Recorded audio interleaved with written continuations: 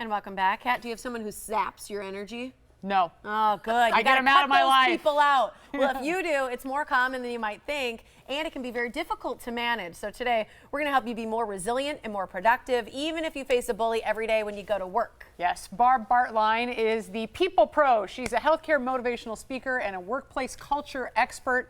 She's here now with some strategies to deal with that bully at work. Nobody likes them, Barb. Nobody likes them, and it seems like every workplace has one. Yeah. Or two. Yes. But I'm here to tell you, things are changing. Yeah. And I'm sure you're aware of it. I mean, things that were tolerated even 5 years ago, now people are saying, wait a minute, wait a minute, that's not appropriate.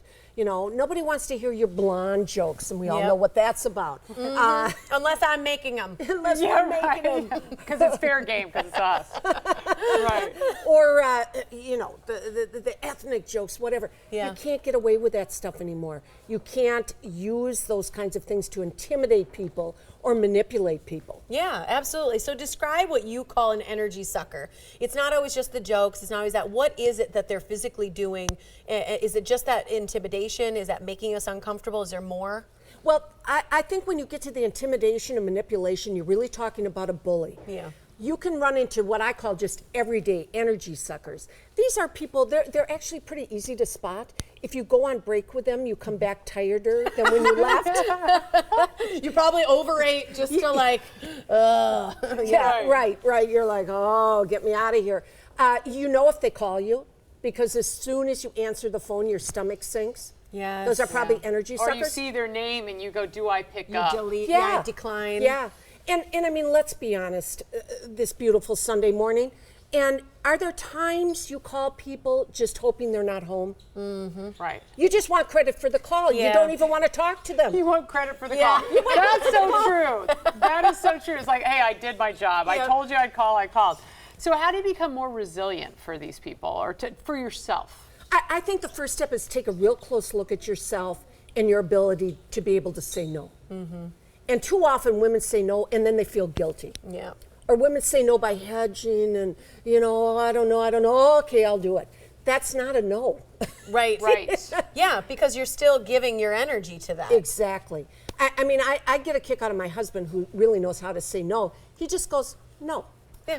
Now that's an idea. And lets it lie, right? And lets it lie. It's done. No. Well, but part of that no is setting those boundaries. Exactly. And those people in your life, they're going to come into your life. They're going to try and steal your energy and suck it out of you.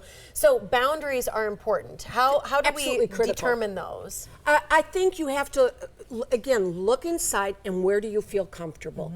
And for example, if you're asked to do something, if right away your first reaction is, you probably should say no. Right.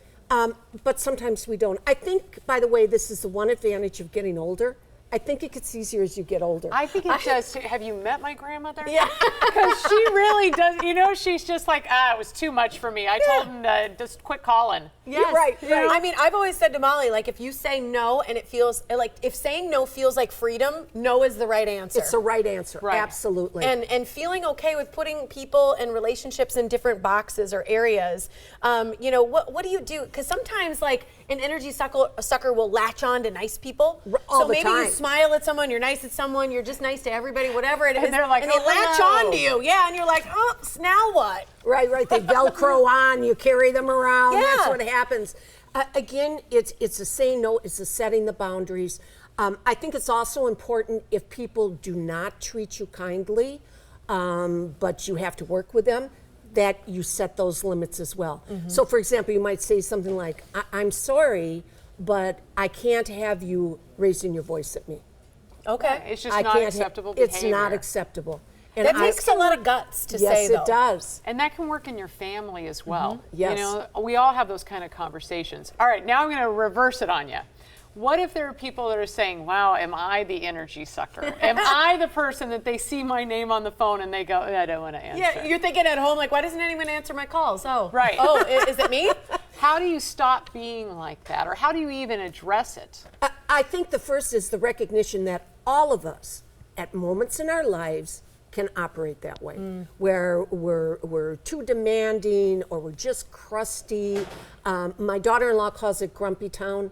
You know, if you're just down in grumpy town, crabby town, you know, maybe it's best to step back, see what you need to do for yourself. Do you need to take a break? Do you need to get a little more exercise, more sleep? Right. But recognize it can happen to any of us. Yeah. But then, once you see that, let's try and move on. Move it on. Here's Get where out you of can find out grumpy more cow. about Barb, her books, all that. And look, you don't even look like that. You need a new headshot, Barb. I know, and I need a new headshot. Look how like young and fresh and long-haired you are. ThePeoplePro.com for more on Barb Bartlein. Thanks for being here. My pleasure. Love Yeah, it. fun.